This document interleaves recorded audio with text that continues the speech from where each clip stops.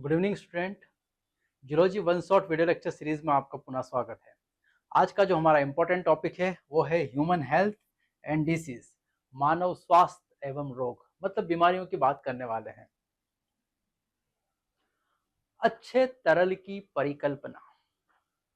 बीमारी की शुरुआत, मतलब हम इतिहास में चल रहे हैं, और अच्छे तरल की परिकल्पना सिद्धांत प्राचीन यूनानवासी जैसे हिप्पोक्रेट्स और चिकित्सा का भारतीय आयुर्वेद तंत्र ने यह परिकल्पना दी है। अच्छे तरल की परिकल्पना हिप्पोक्रेटिस और भारतीय आयुर्वेद ने मिलकर दी है। अच्छे तरल की परिकल्पना क्या है? अच्छे तरल की परिकल्पना एक लंबे समय तक स्वस्थ स्वास्थ्य को शरीर और मन की ऐसी स्थिति माना गया जिसमें देह के कुछ तरलों का संतुलन बना रहता है। देह में उपस्थित तरल जो है उनका संतुलन बना रहता है। उससे क्या होता है? शरीर और मन की अच्छी अवस्थाएं हैं। ये लंबे समय तक स्वास्थ्य को शरीर और मन की अवस्थाएं, स्थितियां हैं, जो किससे नियंत्रित रहती है? अच्छे जो शरीर के अंदर तरल है उससे नियंत्रित रहती हैं। ऐसा माना जाता था कि काले पित्त, ब्लैक बाइल वाले व्यक्ति गर्म व्यक्तित्व वाले होते हैं और इन्हें बुखार होता है, और जिनका पित्त जो है वो काले रंग का होता है उनका व्यक्तित्व गर्म होता है, उग्रवादी होते हैं, और उनको हमेशा क्या बना रहता है? बुखार। ये वाला पॉइंट थोड़ा गड़बड़ है, बाकी ये वाले पॉइंट तो अच्छे थे, लेकिन इस परिकल्पना को पूरी तरह से गलत सिद्ध करने वाले वैज्ञानिक है विलियम हार्वे। विलियम हार्वे द्वारा प्रयोगात्मक विधि अपनाते हुए रक्त परिसंचरण की खोज और थर्मामीटर का उपयोग करते हुए काले पित्त वाले व्यक्ति के शरीर का तापमान प्रसामान्य दर्शाने से स्वास्थ्य के अच्छे तरल की परिकल्पना को गलत सिद्ध कर दिया। लो, उन्होंने बताया कि जो काले पित्त वाले व्यक्ति होंगे उनका स्वभाव जो है उग्र रहेगा और उनको बुखार होगा। विलियम हार्वे ने रक्त परिसंचरण तंत्र की खोज की, रक्त परिसंचरण तंत्र, ब्लड सर्कुलेशन की खोज की, और थर्मामीटर लिया और उस काले पित्त वाले व्यक्ति का टेम्परेचर नाप के दिखाया, सामान्य निकला वो टेम्परेचर। इससे बात सिद्ध होती है कि जो अच्छे तरह की परिकल्पना है वो पूरी तरह से क्या है? गलत। तो फिर सवाल यही उठता है कि स्वास्थ्य क्या है? कुछ वर्ष बाद जैविकी ने बताया, बायोलॉजी ने बताया कि तंत्रिका तंत्र, न्यूरल सिस्टम और अंतःस्रावी तंत्र, एंडोक्राइन सिस्टम हमारे प्रतिरक्षा तंत्र को प्रभावित करता है और हमारा प्रतिरक्षा तंत्र हमारे स्वास्थ्य को बनाए रखता है। तो स्वास्थ्य को कौन बनाए रखता है? प्रतिरक्षा तंत्र। और प्रतिरक्षा तंत्र को प्रभावित करने वाले दो व्यक्ति हैं यहाँ पर, तंत्रिका तंत्र और अंतःस्रावी तंत्र, जिनको दोनों चैप्टरों को पढ़ चुक लिया है हमने। ये दोनों चैप्टर किसको करते हैं? प्रतिरक्षा तंत्र को नियंत्रित, और प्रतिरक्षा तंत्र ही हमारे स्वास्थ्य को बनाए रखता है। ये जैविकी बायोलॉजी ने कहा है। इस प्रकार मन और मानसिक अवस्था हमारे स्वास्थ्य पर असर डालती है। मन और मानसिक अवस्थाएं हमारे स्वास्थ्य पर क्या डालती है? प्रभाव डालती है। अगर व्यक्ति बहुत चिंता में है तो अपने आप वो बीमार हो जाएगा। अगर व्यक्ति चिंता नहीं कर रहा है किसी बात की भी, मतलब वो स्वस्थ रहेगा।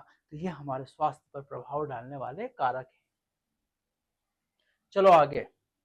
स्वास्थ्य निम्नलिखित बातों से प्रभावित होता है। हमारा स्वास्थ्य किन से प्रभावित होता है? 3 कारक दिए हैं एनसीईआरटी ने। अनुवांशिक विकार, जेनेटिक डिसऑर्डर, ये अपूर्णताएं जिन को लेकर बच्चा जन्मता है, और वे अपूर्णताएं जो बच्चे को जन्म से ही माँ बाप से वंशागत रूप से मिलती है। ये तो वही हुआ कि बच्चा जन्म लेते ही बीमारी को साथ में लेकर आया। जैसे पिताजी की प्रॉपर्टी बच्चे को मिल जाती, वैसे पिताजी और माँ की जो बीमार है अनुवांशिक विकार, वो भी बच्चे को मिल जाएंगे। तो ऐसे डिसऑर्डर, अनुवांशिक विकार जो है वो जन्म के साथ ही बच्चा लेकर आता है, और स्वास्थ्य फिर उसका गड़बड़ होने वाला। कंपनी मिस्टेक हो गई, अब तो कुछ भी होने वाला नहीं है। संक्रामक संक्रमण की बात करें तो संक्रमण भी स्वास्थ्य को खराब करता है। हमने कोरोना में देखा है कि एक व्यक्ति अगर बीमार है और उसके संपर्क में आए तो दूसरा व्यक्ति बीमार हो गया। तीसरा है हमारी जीवन शैली। हम जिस तरह का जीवन यापन करते हैं, जो खाना हम खाते हैं, पानी हम पीते हैं, विश्राम हम शरीर को देते हैं और व्यायाम हम करते हैं, जो स्वभाव हमारे भीतर है, उनकी हम में कमी आदि शामिल है। और ये सारी बातें उनमें शामिल है कि कैसा खाना खाते हैं, कैसा पानी पीते हैं, कितना विश्राम करते हैं, क्या व्यायाम करते हैं, और जीवन शैली कब उठते हैं, कब सोते हैं, ये सब हमारे स्वास्थ्य को प्रभावित करते हैं। तो फिर स्वास्थ्य है क्या? स्वास्थ्य का अर्थ मात्र रोग की अनुपस्थिति नहीं है। कोई बीमारी आपको नहीं है इसका मतलब आप स्वस्थ, ऐसा नहीं है। शारीरिक स्वच्छता नहीं है, शरीर में कोई बीमारी नहीं है, ये नहीं है। इसे पूर्ण रूपेण शारीरिक, मानसिक, सामाजिक स्वास्थ्य के रूप में परिभाषित किया जा सकता है। तो स्वास्थ्य को परिभाषित करने के लिए तीन पहलू है। शारीरिक, शरीर में कोई बीमारी ना हो, मानसिक, मन में भी कोई बीमारी ना हो, और सामाजिक, व्यक्ति समाज में रहता है, घुल मिल कर रहता है, समाज के साथ एक होकर रहता है, तो वो स्वस्थ है, अन्यथा वो स्वस्थ नहीं है। जब लोग स्वस्थ होते हैं वे काम में अधिक सक्षम होते हैं, और जो स्वस्थ व्यक्ति तो काम कर पाएगा, बीमार कैसे काम करेगा। इससे उत्पादकता बढ़ेगी, घर की इनकम बढ़ेगी और संपन्नता, आर्थिक संपन्नता आएगी, आना ही है, स्वाभाविक सी बात है। यहाँ पर स्वास्थ्य से लोगों का आयु काल बढ़ता है और शिशु तथा मातृ मृत्यु दर में कमी आती है। लोगों का आयु काल बढ़ता है, अगर स्वस्थ होगा तो वो 70, 80, 90, 100 सेंचुरी मार देगा, और बीमार है तो 50, 60 में ही स्वर्ग सिधार जाएगा। ये सब स्वास्थ्य पर निर्भर करने वाले कारक हैं। अच्छा स्वास्थ्य, तो फिर ये अच्छा स्वास्थ्य पाएं कैसे हम? संतुलित आहार, व्यक्तिगत स्वच्छता, ऐसा भोजन करें जो संतुलित हो, फल फ्रूट्स हो, कार्बोहाइड्रेट, प्रोटीन, विटामिन, सारी बातें उसमें शामिल हो।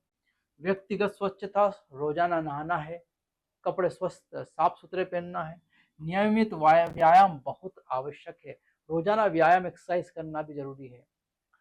शारीरिक और मानसिक स्वास्थ्य पाने के लिए अति प्राचीन काल से योग का अभ्यास किया जा रहा है, और भारत में योग जो है, बाबा रामदेव जो योग सिखाते हैं, उसका बहुत महत्व है स्वास्थ्य में।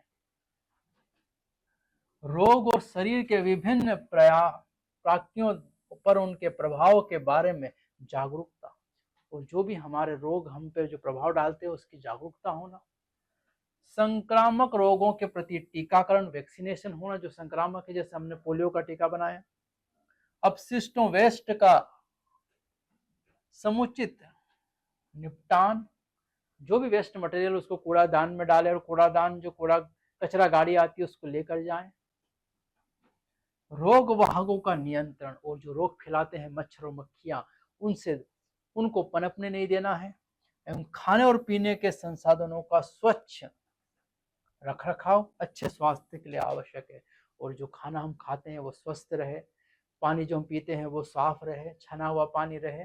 बस यही अच्छे स्वास्थ्य के मंत्र है जो यहाँ पर दिए गए हैं। फिर रोग किसे कहते हैं? तो हमने स्वास्थ्य की बात की है, रोग हम किसे बोलेंगे? जब हमारे शरीर के एक या अधिक अंगों या तंत्रों को प्राकृतियों पर प्रतिकूल प्रभाव पड़ता है, एक अंग या एक से अधिक अंगों पर प्रतिकूल प्रभाव पड़ता है, और विभिन्न चिन्ह और लक्षण प्रकट होते हैं, हम कहते हैं कि हम स्वस्थ नहीं, अर्थात हमें रोग हो गया है। और जब हमारे शरीर पर इनका प्रभाव पड़ता है तो प्रतिकूल हमारे लक्षण प्रकट होते हैं। जैसे अगर आपको मलेरिया हुआ है तो आपके शरीर का तापमान बढ़ जाएगा, और इसे क्या कहा जाता है? रोग। रोग फिर दो प्रकार के हैं, एक संक्रामक और एक असंक्रामक। जो रोग एक व्यक्ति से दूसरे व्यक्ति में आसानी से संचरित होते हैं उन्हें ही संक्रामक रोग कहा जाता है। और जो संक्रामक रोग हमारे पास है उसका एक उदाहरण हमारे पास क्या है? एड्स। एक उदाहरण क्या है? एड्स भी कैसा रोग है? संक्रामक रोग है। असंक्रामक रोग एक व्यक्ति से दूसरे व्यक्ति में आसानी से संचरित नहीं होते, वो क्या कहलाते हैं? असंक्रामक रोग। और इसका एक उदाहरण हमारे पास है कैंसर। कैंसर किसी के छूने से, हाथ लगाने से फैलता नहीं है। तो कैंसर असंक्रामक है और एड्स संक्रामक रोग है, एक व्यक्ति से दूसरे में फैलता है। चलो आगे बात करें यदि हम, तो मानव में सामान्य रोग, मानव में कौन कौन से सामान्य रोग हो सकते हैं?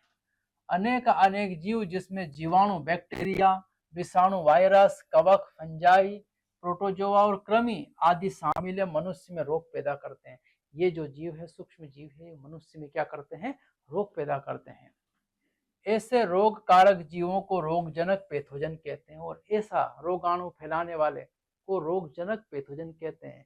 इसलिए अधिकांश परजीवी पैरासाइट रोगजन है और पैरासाइट तो रहना ही पड़ेगा, हमारे ऊपर आश्रित तो रहेंगे ही, क्योंकि ये परपोषी होस्ट के भीतर उसके ऊपर रहकर उसे क्षति या हानि पहुंचाते हैं, उसके ऊपर रहकर क्षति या क्या पहुंचाते हैं? हानि। रोगजनक हमारे शरीर में कई तरह से प्रवेश कर सकते हैं, रोगजनक हमारे शरीर में कई तरह से क्या कर सकते हैं? प्रवेश, और अपनी संख्या में वृद्धि कर हमारी सामान्य अत्यावश्यक क्रियाओं में बाधा पहुंचाते हैं। और कैसे भी प्रवेश कर सकते हैं? खाना, श्वास के साथ में, पीने के पानी के साथ में, और हमें बीमार कर सकते हैं। फलस्वरूप आकृतिक, मार्फोलॉजिकल और प्रक्रियात्मक क्षति होती है। तो मार्फोलॉजी में तो शरीर की हानि होती है और कार्यों की भी क्षति होती है। रोगजनकों के लिए आवश्यक है कि वे परपोषी के भीतर वातावरण के अनुसार अपने को अनुकूलित कर ले।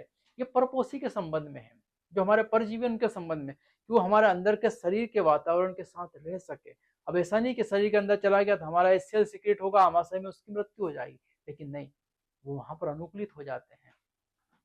उदाहरण के लिए जो रोगजनक आंत्र में प्रवेश करते हैं उनमें आमाशय, स्टमक के विभिन्न पीएच में जीवित रहने और विभिन्न पाचक एंजाइमों का प्रतिरोध करने की क्षमता होनी चाहिए।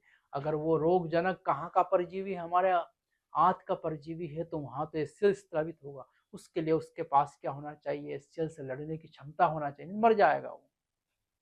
रोगजनक जीवों के भिन्न भिन्न वर्गों के कुछ निरूपकों और उनके होने वाले रोगों के बारे में यहाँ चर्चा करेंगे। तो वही बैक्टीरियल डिसीज देखेंगे, प्रोटोजोअल डिसीज देखेंगे, वायरल डिसीज देखेंगे। उन डिसीजों को एक एक करके अब हम क्या करने वाले हैं? अध्ययन। सबसे पहले हम स्टार्टिंग करने वाले हैं जीवाणु या बैक्टीरियल डिसीज। अब हम अगली सबसे पहली जो जीवाणुवी बीमारी देख रहे हैं वो है हमारी टाइफाइड, ज्वर। ये फीवर है, बुखार है। साल्मोनेला टाइफी एक रोगजनक जीवाणु है, जीवाणु जनित रोग है साल्मोनेला टाइफी से होने वाला टाइफाइड, जिससे मानव में टाइफाइड ज्वर होता है। यह रोगजनक आमतौर से संदूषित भोजन और पानी द्वारा छोटी आंत में घुस जाता है और वहां से रक्त द्वारा शरीर के अन्य अंगों तक पहुंच जाता है। हम जो गंदा खाना खाते हैं या पानी पीते हैं गंदा, उस पानी के साथ ये कहाँ जाएगा? हमारी आंत में जाएगा, क्योंकि जो भी खाना है वो आंत में जाता है, आंत के अंदर घुस जाता है, और आंत में घुसने के बाद में ये वहां से रक्त के माध्यम से पूरे के पूरे शरीर में फैल जाता है। कौन? Salmonella typhi. क्या क्या अंदर जाकर ये गड़बड़ करता है? सामान्य लक्षण देख रहे हैं। लगातार उच्च ज्वर 39 से 40 डिग्री सेल्सियस, उसमें बुखार बहुत तेज होगा 39 से 40 डिग्री सेल्सियस तक। कमजोरी आएगी व्यक्ति को, आमाशय में पीड़ा होगी, पेट दर्द होगा, आमाशय में पीड़ा होगी, कब्ज होगा, सिर दर्द रहेगा, सिर में दर्द भी होगा, भूख ना लगना, और जब आप पेट में गड़बड़ होगी तो भूख नहीं लगेगी, इसीलिए तो कमजोर हो जाएगा व्यक्ति। गंभीर मामलों में आंत्र में छेद और मृत्यु भी हो सकती है। और अगर ये टाइफाइड गंभीर हो जाए तो आंत में छेद भी कर देता है ये, और इससे व्यक्ति की क्या हो जाती है? मृत्यु। टाइफाइड ज्वर की पुष्टि विडाल परीक्षण से हो सकती है। ये बहुत फेमस प्रश्न है कि टाइफाइड है कि नहीं है, इसका पता किस टेस्ट से लगाया जाता है? विडाल परीक्षण, विडाल टेस्ट से। आयुर्विज्ञान में एक चिर प्रतिष्ठित मामला मेरी मेलान उपनाम टाइफाइड मेरी का है। ये एक बहुत ही पेचीदा मामला है। एक लेडी थी जिसका नाम है मेरी मेलान या टाइफाइड मेरी उसका उपनाम है, जिसका यहाँ उल्लेख करना सटीक है। वह पेशे से रसोईया थी, खाना बनाती थी वो मेरी मेलान, ये टाइफाइड मेरी नाम रख दिया उसका। जो खाना वह बनाती थी उसके द्वारा वर्षों तक टाइफाइड वाहक के रूप में टाइफाइड फैलाती रही। कई वर्षों तक ये लेडी क्या फैलाती रही, टाइफाइड, और पता ही नहीं चला लोगों को, खाने के माध्यम से फैलता रहा ये। फिर बाद में पता चला कि अरे ये तो खाने, ये फैला कौन रहा है, ये फैलाने वाली वो लेडी है मेरी मेलान, या जिसका उपनाम है टाइफाइड मेरी, इसलिए वो फेमस ही हो गई, ऐसा काम करती रही इस कारण। तो ये हमने टाइफाइड ज्वर जो जीवाणुवी बीमारी उसको देखा। दूसरी जीवाणुवी बीमारी है निमोनिया रोग। निमोनिया करने वाला स्ट्रेप्टोकोकस निमोनी या हीमोफिलस इन्फ्लुएंजी। जीवाणु कौन सा है यहाँ पर, स्ट्रेप्टोकोकस निमोनी या और हीमोफिलस इन्फ्लुएंजी जैसे जीवाणु मानव में निमोनिया के रोग के लिए उत्तरदायी है। मानव में निमोनिया फैलाने वाले दो हैं यहाँ पे, स्ट्रेप्टोकोकस निमोनी या हीमोफिलस इन्फ्लुएंजा। इस रोग में फुफ्फुस लंग्स के वायुकोष्ठ एल्वलाई संक्रमित हो जाते हैं। ये एल्वलाई की जो दीवार है ये संक्रमित हो जाती है निमोनिया के कारण, और संक्रमण के फलस्वरूप वायुकोष्ठ में तरल भर जाता है, और इसके अंदर इस एल्वलाई कुपिकाओं में क्या भर जाता है, तरल, जिसके कारण सांस लेने में क्या आती है, गंभीर समस्याएं पैदा हो जाती है। इससे सांस लेने में गंभीर समस्या पैदा होगी, क्योंकि यहाँ एल्वलाई कुपिकाओं से ही O2 CO2 का क्या होता है, आदान प्रदान। वहां क्या भर गया है, तरल, और इस तरल के भरने से श्वास लेने में क्या आती है, कठिनाइयां। किस रोग में, निमोनिया रोग में। लक्षण देखें, यदि ज्वर, फीवर आएगा, ठिठुरेगा व्यक्ति, कांपेगा व्यक्ति, खांसी और सिरदर्द आदि निमोनिया के लक्षण हैं। खांसी भी आएगी और सिरदर्द भी होगा, ये सब लक्षण किसके हैं, निमोनिया के। और गंभीर मामलों में होठ और हाथ की उंगलियों के नाखून का रंग धूसर से लेकर नीला हो जाता है। व्यक्ति नीला पड़ जाएगा, पूरा व्यक्ति नहीं पड़ेगा, हाथ की उंगलियों के नाखून और होठ नीले हो जाएंगे। स्वस्थ मनुष्य को संक्रमण किसी संवनित व्यक्ति द्वारा छोड़े गए बिंदुओं, ड्रॉपलेट्स अथवा एरोसॉल श्वास द्वारा अंदर लेने से, या संक्रमित व्यक्ति के गिलास या बर्तन इस्तेमाल करने से भी हो सकता है। और ये जो निमोनिया है ये कैसे हो सकता है, ये ड्रॉपलेट इन्फेक्शन है, खांसने, छींकने से, या फिर उस व्यक्ति जो बीमार व्यक्ति है उसके जो बर्तन है उनका उपयोग करने से हो सकता है। मानव में होने वाले कुछ अन्य जीवाणुवीय रोग है अतिसार पेशीय, डिसेंट्री, प्लेग और डिप्थेरिया। इनका डिस्कशन एनसीईआरटी ने नहीं दिया, इनका आपको सीधा सीधा नाम याद रखना है। डिसेंट्री, प्लेग और डिप्थेरिया 3 डिसीज जीवाणुवी है, और 2 हमने पढ़ लिया है यहाँ पर, निमोनिया और टाइफाइड। चलो अगला है हमारे पास सामान्य जुकाम, और ये एक विषाणु जनित रोग है, वायरस से होने वाला कॉमन कोल्ड, सर्दी, खांसी, जुकाम जो है। एक ऐसा ही समूह नासा विषाणुओं राइनो वायरस का है। ये जो है सामान्य जुकाम कौन करता है, राइनो वायरस, जो मानव में सबसे ज्यादा संक्रामक रोग सामान्य जुकाम फैलाता है। और मानव में सामान्य जुकाम फैलाने वाला कौन है, राइनोवायरस। ये नाक और श्वसन पथ को संक्रमित करते हैं लेकिन फेफड़ों को नहीं। ध्यान रखना, निमोनिया में वो है कहां तक पहुंच जाता है, फेफड़े तक। ये फेफड़े तक नहीं पहुंचता है, नाक और गले के ऊपर ऊपर बीमार करता है, फेफड़े में नहीं जाएगा, ये ध्यान रखना।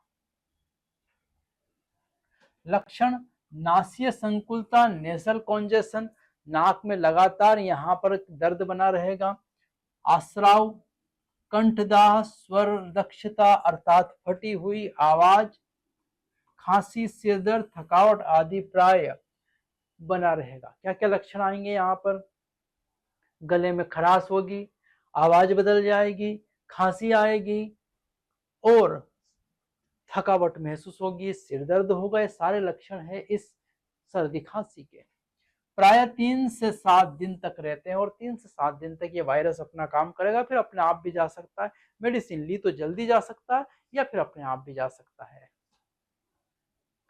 संक्रमित व्यक्ति की खांसी या छींकों से निकले बिंदुक जब स्वस्थ व्यक्ति द्वारा श्वास लेने पर कहाँ जाते हैं? अंदर जाते हैं, अर्थात पेन, किताबों, प्यालों, दरवाजे की मूठों, कंप्यूटरों, कीबोर्ड और माउस जैसी संदूषित हुई वस्तुओं के संपर्क में आता है तो उसी से संक्रमित हो जाता है। ये भी निमोनिया की तरह एक ड्रॉपलेट इन्फेक्शन है, छींकने खांसने से होगा। और ये जो इसके ड्रॉपलेट इन्फेक्शन है, हवा के माध्यम से कहीं भी जहां गिरेंगे वहां से उस स्वस्थ व्यक्ति तक पहुंच सकते हैं। किन किन के द्वारा? पेन अगर उपयोग किया बीमार व्यक्ति का, किताब, प्याले, दरवाजे के मूठ जो दरवाजा पकड़ते हैं हम, और कंप्यूटरों की कीबोर्ड, माउस, इनको भी हम पकड़ते हैं, इनसे भी ये फैलता है। इसलिए तो हमने कोरोना में बहुत घिसाई की सैनिटाइजर की, क्योंकि वो कोरोना भी इससे ही फैलता, सेम वही दोनों के फैलाव के ड्रॉपलेट इन्फेक्शन है।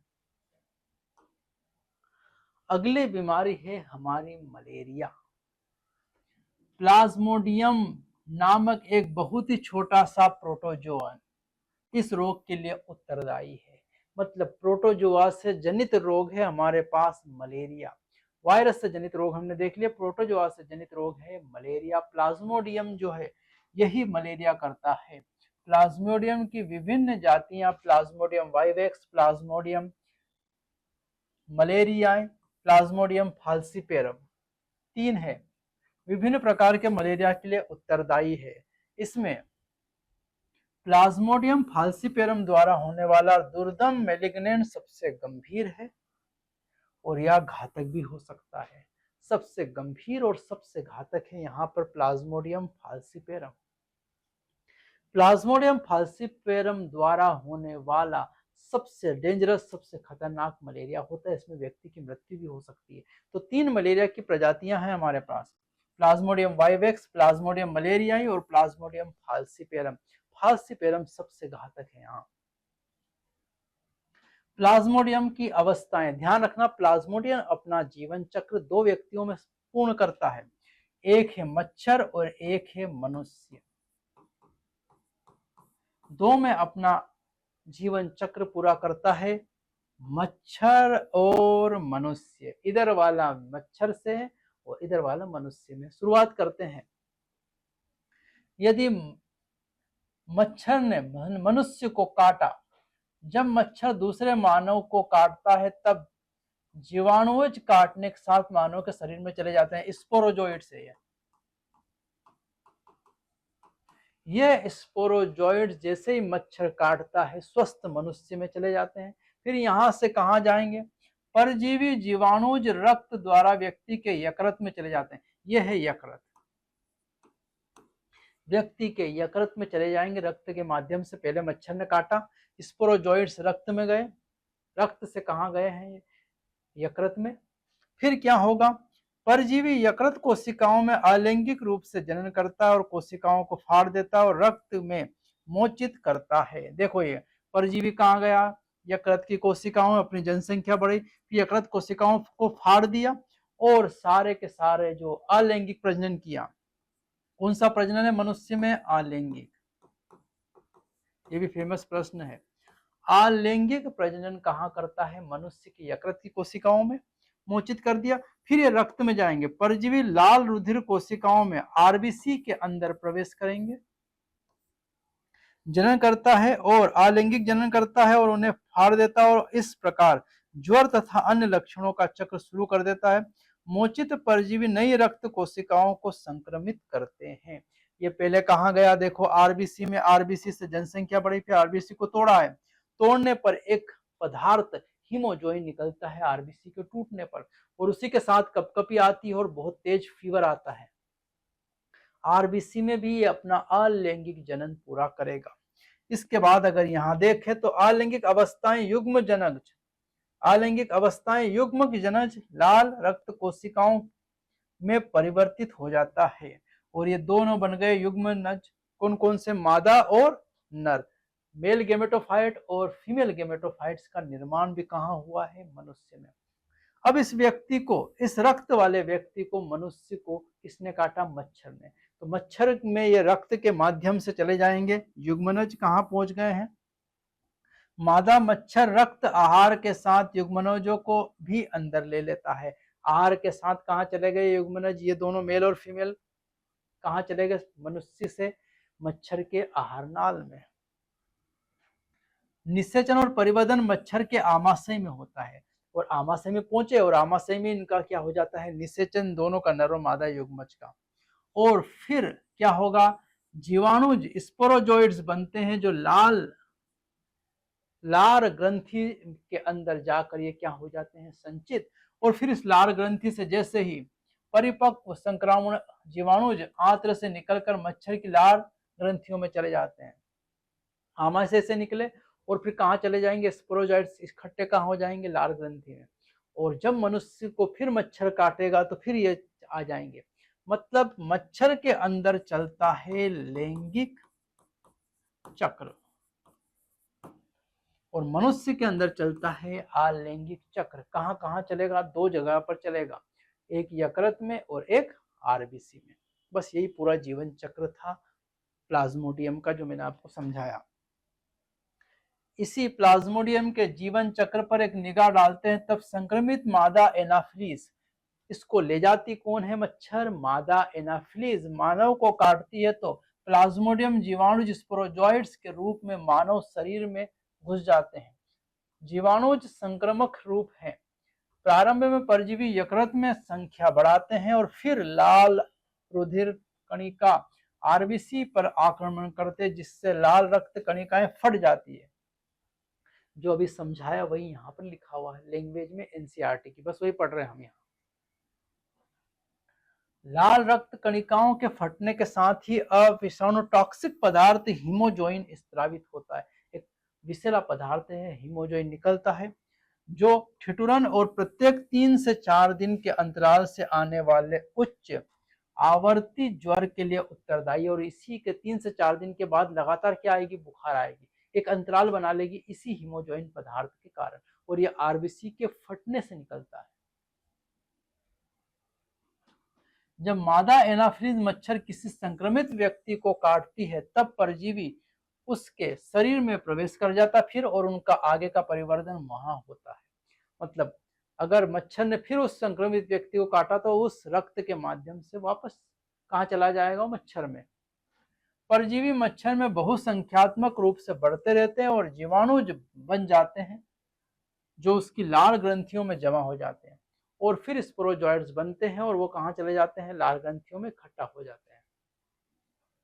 जब यह मच्छर किसी मानव को काटता है तो जीवाणु जो उसके शरीर में प्रवेश कर जाते हैं और इस प्रकार ऊपर वर्णित घटना आरंभ हो जाती है, और फिर ये वापस किसी स्वस्थ मनुष्य में चले जाते हैं और फिर घटना वापस चक्र चालू हो जाएगा।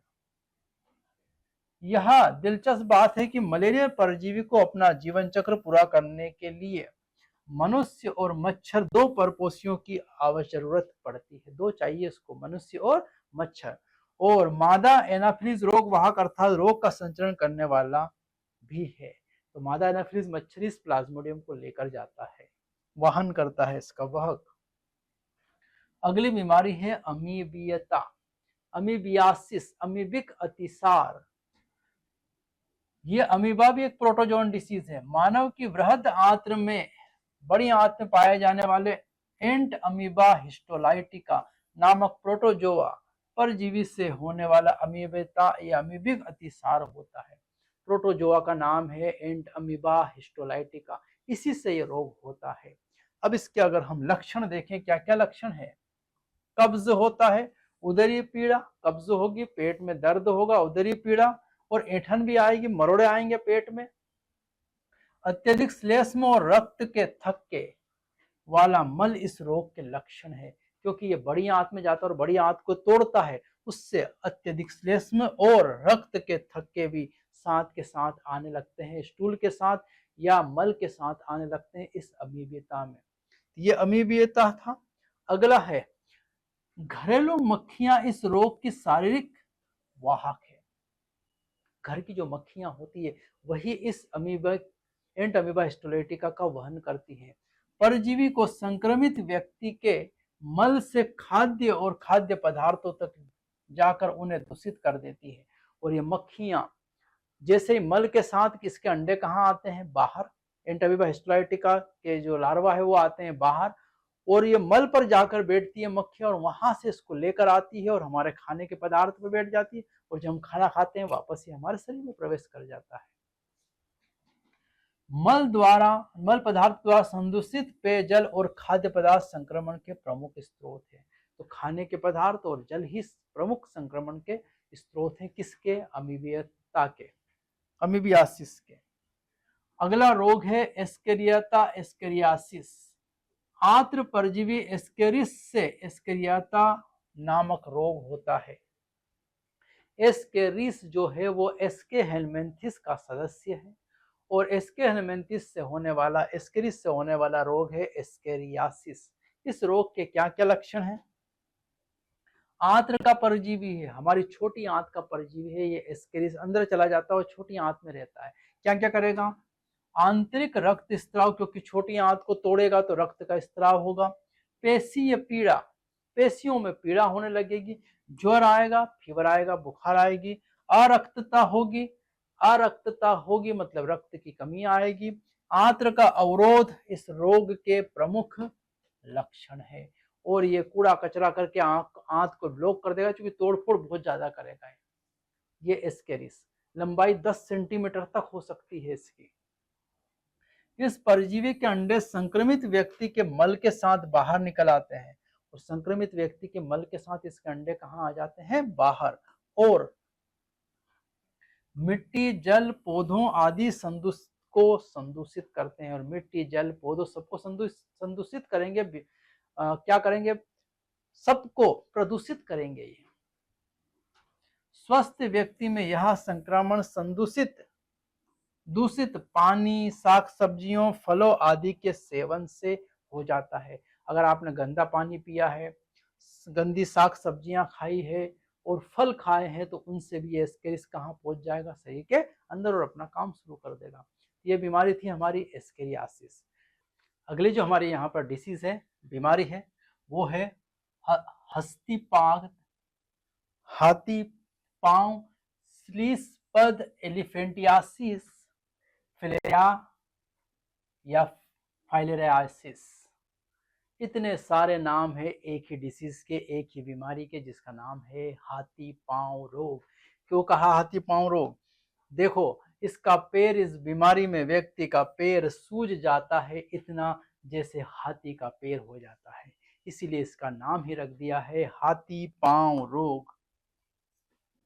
कौन कॉज करता है? वुचरेरिया, विचरेरिया बैंक्राफ्टी और विचरेरिया मेलाई। ऐसे फाइलेरिया कृमि है, ये कृमि है मतलब ये एस्के हेलमिंथिस के ही सदस्य हैं, जिनके कारण अंगों में प्राय अधपाद की लसिका वाहिकाओं में लिम्फेटिक वेसल्स में धीरे धीरे बढ़ने वाला दीर्घकालिक शोध हो जाता है। बहुत फेमस प्रश्न आते हैं। पहला प्रश्न कि हाथी पांव रोग किससे होता है? तो वुचरेरिया से होता है, या फिलेरियाई भी इसका नाम रखा गया है, कृमि से होता है। दूसरा प्रश्न, ये कहाँ प्रभाव डालता है? ये हमारे लिम्फेटिक वेसल्स के अंदर प्रवेश करता है, और यहाँ कई वर्षों तक ये कृमि इन अंगों में कई वर्षों तक रह सकते हैं, और ये लिम्फेटिक वेसल्स को ब्लॉक कर देते हैं। और जब लिम्फेटिक वेसल्स ब्लॉक होती है, तब पानी द्रव, ऊतक द्रव भरने लगता है, और वो हिस्सा सूजने लगता है, सूजन आती है, और पैर हाथी के पैर के समान हो जाता है। यह रोग हस्तीपाद, हाथी पांव या श्रीपाद एलिफेंटाइसिस या फ्लेराइसिस के नाम से जाना जाता है। इस रोग में देखें तो जननिक अंग भी अक्सर इस रोग से प्रभावित हो जाते हैं, और इसकी वजह से बड़ी भारी विरूपताएं आ जाती है। वैसे ये कमर से नीचे वाले हिस्से में ही प्रभाव डालता है, उसके ऊपर नहीं डालता है। और जनन अंग नर में मुख्यतः वृषण भी स्वेल हो जाते हैं, सूज जाते हैं। रोग वाहक मादा क्यूलेक्स मच्छर है। कौन सा मच्छर है? मादा क्यूलेक्स मच्छर। मलेरिया हमने पढ़ा है, मादा एनाफिलीज मच्छर ये फैलाता है मादा क्यूलेक्स मच्छर। किसी स्वस्थ व्यक्ति को काटती है तो रोगजनक इस व्यक्ति के शरीर में संचारित हो जाता है। इस तरह से इस बीमारी को फैलाने वाला हमारे पास कौन है? क्यूलेक्स, मादा क्यूलेक्स मच्छर। चलो आगे चलें यहाँ से। तो अगला हमारा है दाद या रिंगवॉर्म, दाद, खाज, खुजली।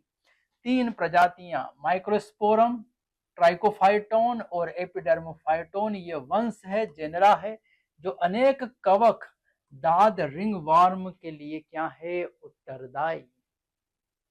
मतलब ये कवक जनित रोग है। किससे होता है उत्पन्न? कवक से होने वाला। 3 वंश हैं यहाँ पर, माइक्रोस्पोरम, ट्राइकोफाइटोन और एपिडर्मोफाइटोन।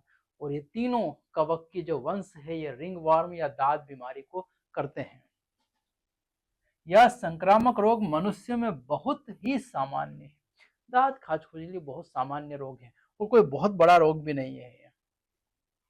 क्या लक्षण आएंगे इसमें? शरीर के विभिन्न भाग जैसे त्वचा, नाखून, सिरोवल्क पर सूखी और सल की विक्षिप्तियां, स्केली लीजन रोग के प्रमुख लक्षण हैं। त्वचा सूखी हो जाएगी, इस तरह से बनने लगेंगे उस पर, ये दिख रहा है आपको यहाँ पर, सफेद सफेद धब्बे बनने लगेंगे, विक्षिप्तियां आएंगी, यही इस रोग के मुख्य लक्षण हैं। खुजली चलेगी, ये इस रोग के मुख्य लक्षण हैं। इन विक्षिप्तियों में तेज खुजली होती है और बहुत तेज मीठी मीठी खुजली भी चलेगी इन विक्षिप्तियों में। उष्मा और नमी इन कवकों को त्वचा के वलनोफोल्ड जैसे कि ग्रोइन अथवा पाद उंगलियों के बीच पनपने में मदद करती है। ये उंगलियों के बीच वाली जगह और जहां जहां हमारे शरीर में पसीना आता है उन जगहों पर उष्मा और ज्यादा से ज्यादा नमी जो है इसको बहुत पनपने में क्या करती है? सहायता करती है। दाद आमतौर पर मिट्टी या संक्रमित व्यक्तियों के तौलिए, कपड़े और कंगे तक प्रयोग करने से हो जाता है। किस किस के? अगर संक्रमित व्यक्ति का तौलिया हो, कंगा हो, कपड़े हो, उनसे भी ये रोग बहुत जल्दी से फैल जाता है। तो इस रोग को हम नाम दिया है, क्या नाम दिया है? रिंग वॉर्म इसको नाम दिया है। चलो अगला रोग हम देख रहे हैं, रोगों का निरोध और नियंत्रण। जो जो रोग हमने देखे हैं उन रोगों का अब हमको नियंत्रण और निरोध देखना है, कैसे इनको रोका जाए। रोग तो हमने देख लिए हैं।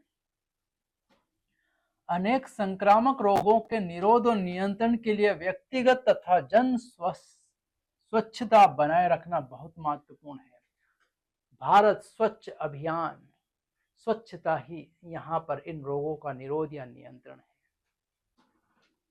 व्यक्तिगत स्वच्छता से शरीर को साफ रखना और पीने के लिए साफ पानी, खाना, साग सब्जियों, फल आदि का सेवन शामिल है। तो यहाँ खाने पीने की चीजें जो है वो साफ सुथरी हो, सड़ी गली ना हो। जन स्वास्थ्य में अपशिष्ट पदार्थ और मलमूत्र उत्सर्जन, एक्सक्रीटा का समुचित निपटान, जलाशयों, कूड़ों और मलकुंडों और तालाबों की समय समय पर साफ सफाई और विसंक्रमण तथा जन खान पान प्रबंधन में स्वच्छता के मानक का पालन करना। जहां जहां गंदा पानी भरा रह सकता है वहां की साफ सफाई करना है और अपशिष्ट पदार्थों का लगातार घर से बाहर फेंकना है, कूड़ा कचरा नहीं बने, पूरी स्वच्छता का विशेष तौर पर ध्यान देना है। ये उपाय विशेष रूप से वहां अनिवार्य है जहां संक्रामक रोग खाद्य पदार्थ और पानी के द्वारा संचारित होते हैं, जैसे कि टाइफाइड, अमीबियता, एस्केरियता। ये खाने से फैलते हैं, पानी से फैलते हैं बहुत तेजी से, वहां इनकी स्वच्छता का विशेष ध्यान रखना चाहिए। निमोनिया और सामान्य जुकाम, ये तो ड्रॉपलेट इन्फेक्शन है, ये पानी से फैलने वाले नहीं है। वायुवाहित एयरबोर्न रोग के मामले में ऊपर बताए गए उपायों के अलावा भी संक्रमित व्यक्तियों या उनके सामान के निकट संपर्क में आने से बचना चाहिए। कोई खांस रहा है तो उसके पास जाके मुंह नहीं देना चाहिए, क्योंकि उसका जो भी ड्रॉपलेट इन्फेक्शन होगा वो सीधा आपके हवा के माध्यम से शरीर में प्रवेश कर जाएगा। तो निमोनिया और सामान्य जुकाम जो है उसमें वो पानी और खाना केवल काम नहीं करेगा, उसके अलावा भी उस व्यक्ति से दूरी बना के रखना पड़ेगा। कीट रोग वाहकों द्वारा संचारित होने वाले मलेरिया और फाइलेरिया, ये देखो मलेरिया को मादा एनाफिलिस और फाइलेरिया को हमने देखा है क्यूलेक्स मच्छर जैसे रोगों के लिए सबसे महत्वपूर्ण उपाय रोगवाहक मक्खी, मच्छर, उनके प्रजनन ब्रीडिंग की जगहों का नियंत्रण व उन्हें खत्म कर देना। जहां मच्छर पनपते हैं, जहां पानी रुका है वहां मच्छर पनपते हैं, उन जगहों को पूरी तरह से खत्म करना है ताकि ये मलेरिया और फाइलेरियासिस ना फैले। यह लक्ष्य आवासीय क्षेत्रों में और उसके आसपास पानी को जमा नहीं होने देने, घरेलू शीतलयंत्रों, कूलर की नियमित सफाई, मच्छरदानी का प्रयोग, मच्छर के डिंबकों, लार्वा को खाने वाली गेम्बुसाया मछली डालने, खाइयों, जल निकास क्षेत्रों और अनुपों दलदलों, स्वर्म्स आदि के कीटनाशकों के छिड़काव से जा सकता है। ये सारे उपाय करने हैं हमको। क्या क्या उपाय करने हैं इनको हटाने के लिए? ऐसी जगह मच्छरदानी लगाना, चूंकि मच्छर को बचाने के लिए ही है, मच्छरदानी लगाओ। जहां वो ब्रीडिंग करते हैं उनका वो सारी चीजें हटाओ। जो कूलर, जहां पानी भरा रहता है गर्मी का मौसम है और कूलर का उपयोग करते हैं वहां भी पानी भरा रहता है, उसमें मच्छर पनपते हैं। इनका सबकी साफ सफाई जरूरी है। और एक विशेष तौर पर मछली है जिसका नाम है गंबूसाया मछली। ये मछली इन जो लार्वा है, किसके लार्वा है? मच्छर के लार्वा को चुन चुन कर खा जाती है, इसलिए ये भी बहुत कारगर मछली है। अब इसके अलावा दरवाजे खिड़कियों में जाली लगाना चाहिए ताकि मच्छर अंदर ना घुस सके। मच्छरों को घर के अंदर घुसने से क्या करना है? रोकना है। दरवाजे खिड़कियों में जाली लगाना है। भारतवर्ष के बहुत से भागों में हाल ही में रोगवाहक एडिस मच्छर, डेंगू और चिकनगुनिया जैसे रोगों का व्यापक रूप से फैलने का संदर्भ ऐसे उपाय में और भी महत्वपूर्ण हो गए हैं। तो डेंगू और चिकनगुनिया ये खतरनाक बीमारियां हैं और ये बीमारियां हैं हड्डी तोड़ बीमारियां, और इनसे बचने का कारण है एडिस मच्छर इनको फैलाता है, और एडिस मच्छर की रोकथाम करना सबसे कारगर है। यहाँ जीव विज्ञान में हुई प्रगति से हमने अनेक संक्रामक रोगों से निपटने के लिए कारगर हथियार मिल गए हैं, और हमको इन रोगों से निपटने के लिए कुछ हथियार भी हमने तैयार किए हैं, जैसे वैक्सीन। हमने कोरोना की भी क्या लगाई है? वैक्सीन। उपयोग और प्रतिरक्षीकरण कार्यक्रमों से चेचक जैसे भयंकर रोग, स्मॉल पॉक्स, जानलेवा रोग का पूरी तरह से उन्मूलन कर दिया है। हमने पोलियो जैसी बीमारियों को वैक्सीन से खत्म कर दिया है। चेचक जैसी बीमारियों को, स्मॉल पॉक्स को खत्म कर दिया हमने। वैक्सीन के इस्तेमाल से पोलियो, डिप्थेरिया, निमोनिया, टिटनस जैसे अनेक संक्रामक रोगों को काफी हद तक नियंत्रित कर लिया गया है, और इनके हमने टीके बनाए हैं। पोलियो, डिप्थेरिया, निमोनिया, टिटनस, इन सब के हमारे पास आज क्या उपलब्ध है? टीके उपलब्ध है। आगे चलें। प्रतिरक्षा क्या है? प्रतिरक्षा है हमारे शरीर की रोगाणुओं से लड़ने की क्षमता। प्रतिरक्षा है, ये हमारे शरीर का डिफेंस सिस्टम है। जैसा हमारी आर्मी होती है देश में, वैसे ही प्रतिरक्षा हमारे शरीर का डिफेंस सिस्टम है। परपोषी की रोग कारक जीवों से लड़ने की क्षमता जो से प्रतिरक्षी तंत्र के कारण मिली है, प्रतिरक्षा इम्यूनिटी कहलाती है। परपोषी पैरासाइट से रोगों से लड़ने की जो क्षमता मिली है उसे ही प्रतिरक्षा कहा है। और दो प्रकार की है, सहज और उपार्जित। सहज जन्म के साथ मिलती है और उपार्जित जन्म के पश्चात हम हासिल करते हैं। तो इन दोनों को डिटेल्स में देख रहे हैं। पहले देख रहे हैं हम सहज प्रतिरक्षा। सहज प्रतिरक्षा इन्नेट इम्यूनिटी एक प्रकार की अविशिष्ट रक्षा है जो जन्म के समय मौजूद होती है। जन्म के साथ जो मौजूद प्रतिरक्षा है उसी को हमने नाम दिया है सहज प्रतिरक्षा, इन्नेट इम्यूनिटी। यह प्रतिरक्षा हमारे शरीर में बाह्य कारकों के प्रवेश के सामने विभिन्न प्रकार के रोध खड़ा करने से हासिल होती है। और ये जो प्रतिरक्षा है, ये रोग अंदर ना पहुंच पाए, रोगाणु अंदर ना पहुंच पाए, उनको बाहर ही रोक दिया जाता है। इस पर यह आधारित होती है। सहज प्रतिरक्षा के रोध होते हैं। सहज प्रतिरक्षा में 4 प्रकार के रोध होते हैं, बैरियर्स होते हैं। उन चारों बैरियर को हम एक एक करके डिस्कस करेंगे। पहला है हमारा शारीरिक शोध, फिजिकल बैरियर। यह सबसे बाहर की बाउंड्री है, समझ लो हमारी सरहद है, बॉर्डर है। हमारे शरीर की त्वचा पहला मुख्य रोध है, जो सूक्ष्म जीवों को प्रवेश करने से रोकता है। श्वसन, जठरांत्र और जनन मूत्र पथ को आस्तरित करने वाली एपिथेलियम। श्लेष्म, ये दूसरे नंबर का आलेप, म्यूकस कटिंग भी शरीर में घुसने वाले रोगाणुओं को रोकने में मदद करता है। तो फिजिकल बैरियर में 2 मुख्य है यहाँ पर, त्वचा और श्लेष्म। पूरे शरीर को ढका है त्वचा ने, और जहाँ छिद्र है वहां पर श्लेष्म है, जो रोगाणु को शरीर में प्रवेश करने से क्या करते हैं, रोकते हैं। अगला चले हम आगे, काइटिक रोध, फिजियोलॉजिकल बैरियर। शरीर काम करके उन रोगाणुओं को मारेगा, जैसे आमाशय में HCl का स्त्रावण मार देगा। मुंह में लार जो है, जैसे खाना खाएंगे लार स्त्रावित होगा, उसमें भी सूक्ष्म जीव जो आए मारेगा। फिर खाना जाएगा आमाशय में, वहां HCl मारेगा। आंख के आंसू, आंख के अंदर कचरा गिर जाए तो आंसू भी उसको मारते हैं, रोगाणुओं को। रोगाणु वृद्धि को रोकने में क्या आते हैं, कार्य करते हैं ये। अगला है कोशिकीय रोध, सेलुलर बैरियर। सेल्स जो होती है, कोशिकाएं जो होती है शरीर के अंदर, वो भी रोगाणुओं से लड़ती है और मारती है। आर्मी है ये। हमारे शरीर के रक्त में बहुरूप केंद्रक श्वेताणु WBC, उदासन रंजी NL न्यूट्रोफिल्स, PMNL न्यूट्रोफिल्स जो है सर्वाधिक पाई जाने वाली WBC भी रोकती है। जैसे प्रकार के श्वेताणु और एक केंद्रकाणु मोनोसाइट्स भी WBC है, और प्राकृतिक मारक लिम्फोसाइट्स भी WBC के प्रकार हैं। मूत्रकुंड, बहुत भक्षाणु, मैक्रोफेजेस, भक्षाणुओं, रोगाणुओं का भक्षण करते और नष्ट करते हैं। ये उदाहरण सारे याद रखना। कोशिकीय रोध में कौन कौन आता है, तो WBC में न्यूट्रोफिल्स, PMNL न्यूट्रोफिल्स, साथ ही साथ श्वेताणु तो आ गया हमारा WBC में, और कौन है मोनोसाइट्स, और कौन है नेक्स्ट मैक्रोफेजेस, और कौन है लिम्फोसाइट्स। ये सब के सब कोशिकाएं हैं।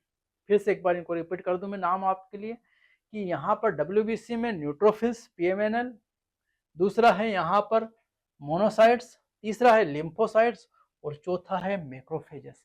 ये 4 सेलुलर बैरियर बनाते हैं। अगला है हमारे पास साइटोकाइन रोध। सेलुलर के बाद साइटोकाइन रोध जो है वो विषाणु संक्रमित कोशिकाएं, जो वायरस से अफेक्टेड सेल्स हैं, इंटरफेरॉन मुख्य रूप से एक प्रोटीन का स्त्रावण करती है, जो असंक्रमित कोशिकाओं को आगे विषाणु संक्रमण से क्या करती है, बचाती है। ये इंटरफेरॉन एक प्रकार का प्रोटीन है जिसका स्त्रावण वायरस संक्रमित कोशिकाएं करती है। आगे वायरस का हमला ना हो, उससे बचाव के लिए इसका इस्तेमाल किया जाता है। ये 4 हमारे थे। कौन सी प्रतिरक्षा, सहज प्रतिरक्षा। अब हम चल रहे हैं उपार्जित प्रतिरक्षा, एक्वायर्ड इम्यूनिटी। एक्वायर्ड इम्यूनिटी उपार्जित जो है वो जन्म के बाद। दूसरी ओर उपार्जित प्रतिरक्षा रोगजनक विशिष्ट है, और यह प्रतिरक्षा जन्म के पश्चात उत्पन्न होती है, और ये रोग विशिष्ट है। रोगाणु को पहले पहचाना जाता है, फिर उसको मारा जाता है, जबकि उसमें उधर ऐसा नहीं है। जन्मजात में ऐसा नहीं है, इसमें रोगाणु के लिए विशिष्ट होती है। इसका अभिलक्षण स्मृति है, और इसका मुख्य लक्षण है स्मृति। क्योंकि रोगाणु को पहचानने के लिए क्या चाहिए, दिमाग, स्मृति, नहीं तो पहचान नहीं आएगा। स्मृति इसका आधार है। इसका अर्थ यह है कि यह हमारे शरीर का जब पहली बार किसी रोगजनक से सामना होता है तो यह एक अनुक्रिया करता है, जिसे निम्न तीव्रता की प्राथमिक अनुक्रिया कहा जाता है। प्राइमरी रिस्पॉन्स होता है कि जब पहली बार रोगजनक आएगा तो उसकी स्मृति पहचान नहीं है, तो उसके खिलाफ एंटीबॉडी बनाना, हथियार बनाना, उससे लड़ने में क्या होता है, समय लगता है। इसलिए निम्न तीव्रता की प्राथमिक रिस्पॉन्स होता है। बाद में उसी रोगजनक से सामना होने पर बहुत ही उच्च तीव्रता की द्वितीयक अनुक्रिया होती है, और वही रोगाणु अगर दूसरी बार प्रवेश करता है तो तीव्रता उच्च हो जाएगी, क्योंकि उसकी स्मृति बन चुकी है पहले से। अब उसको मारना क्या है? आसान। इसका कारण यह है कि तथ्य है कि हमारे शरीर को प्रथम मुठभेड़ की स्मृति है, और हमारे शरीर को पहली बार की मुठभेड़ की क्या होती है? स्मृति। प्राथमिक और द्वितीयक प्रतिरक्षा अनुक्रियाएं हमारे शरीर के रक्त में मौजूद दो विशेष प्रकार के लसिकाओं द्वारा होती है, और ये प्राथमिक रिस्पॉन्स और द्वितीयक रिस्पॉन्स करते हैं बी लिम्फोसाइट्स और टी लिम्फोसाइट्स। बी और टी लिम्फोसाइट्स ये डब्ल्यूबीसी है जो प्राथमिक और द्वितीयक अनुक्रिया को अंजाम देती है। रोगजनकों की अनुक्रिया में बी लिम्फोसाइट्स हमारे रक्त में प्रोटीन्स की सेना उत्पन्न करती है ताकि वह रोगजनकों से लड़ सके, और प्रोटीन प्रतिरक्षी एंटीबायोटिक्स कहलाती है, एंटीबॉडीज कहलाती है। क्या बोला जाता है? एंटीबॉडीज बनाती है कौन? B lymphocytes. सेना तैयार करती है लड़ने के लिए हमारे रक्त में।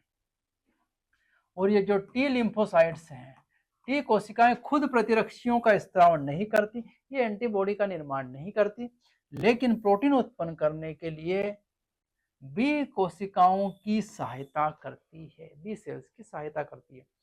बी आरबी बनाएगी और टी बी की क्या करेगी? सहायता करेगी। ये ध्यान रखना है। और इसी के आधार पर हमने दो प्रकार की प्रतिरक्षा रखी है उपार्जित प्रतिरक्षा में, तरल प्रतिरक्षा अनुक्रिया, ह्यूमरल इम्यूनिटी रिस्पॉन्स। ये बी लिम्फोसाइट्स पर आधारित है। किस पर आधारित है? बी लिम्फोसाइट्स पर यह प्रतिरक्षा क्या है? आधारित।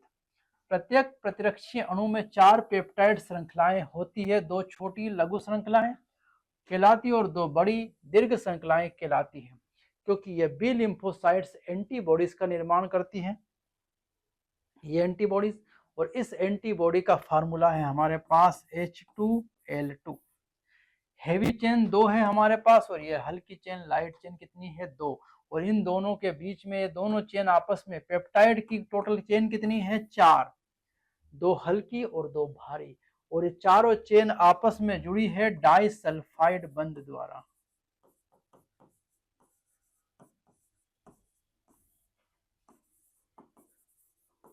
कौन सा बंध है? डाइसल्फाइड बंध। तो डाइसल्फाइड बंध के द्वारा ये दोनों चेन आपस में क्या है? जुड़ी हुई। यहाँ पर तो चारों चेन आपस में डाइसल्फाइड बंध से जुड़ी हुई है। ये 2 हल्की चेन है ये, और 2 ये भारी चेन है। ये बीच में डाइसल्फाइड बॉन्ड दिख रहा है। ये वाले एरिया है हमारे प्रतिजन बंधक स्थल। यहीं पर आएगा हमारा, इधर से इस तरह से आएगा रोगाणु, और रोगाणु ताला चाबी सिस्टम में अटक जाएगा। यहाँ एंटीजन जो है, प्रतिजन जो है, वो इस ताले में अटक जाएगा, फिर वो अपना काम नहीं कर पाएगा। तो ये एंटीबॉडीज एंटीजन को जकड़ लेती है। 2 इसके पास एक्टिव साइट्स है, एक इधर दिख रहा है और एक इधर दिख रहा है। इसलिए प्रतिरक्षी का फार्मूला H2L2 के रूप में दर्शाया जाता है। हमारे शरीर में विभिन्न प्रकार के प्रतिरक्षी उत्पन्न किए जा सकते हैं, जिनमें से IgA, IgM, IgG उदाहरण है। एक प्रतिरक्षी का कार्टून किया गया है। प्रतिरक्षी रक्त में पाई जाती है। एंटीबॉडीज कहाँ मिलेगी? रक्त में।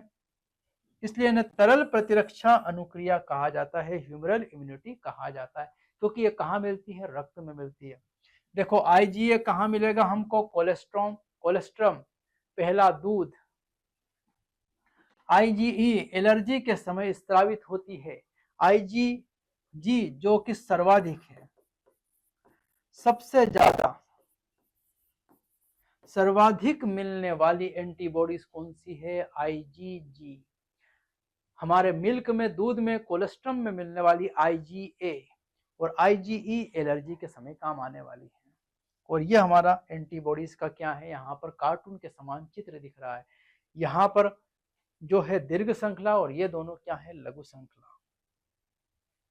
अब चलते हैं कोशिका माध्यित प्रतिरक्षा। ये टी लसिकाणु, टी लिम्फोसाइट्स का माध्यम बनते हैं। टी लिम्फोसाइट ही इस प्रतिरक्षा को प्रदान करते हैं। जब हृदय, नेत्र, वृक्क, यकृत जैसे अंग संतोषजनक रूप से काम करना बंद कर देते हैं तो एकमात्र उपचार प्रत्यारोपण होता है, जिसका रोगी सामान्य जीवन जी सके।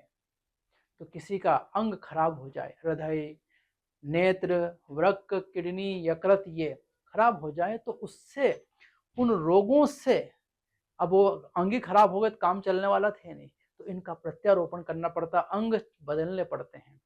और किसी उपयुक्त दाता की तब तलाश शुरू होती है, कोई देने वाला, डोनेट करने वाला कोई दाता मिल जाए। ऐसा क्यों किया गया कि प्रत्यारोपण के लिए हर किसी दाता के अंग नहीं लिए जा सकते। प्रत्यारोपण हर किसी का अंग नहीं लिया जा सकता। क्यों नहीं लिया जा सकता?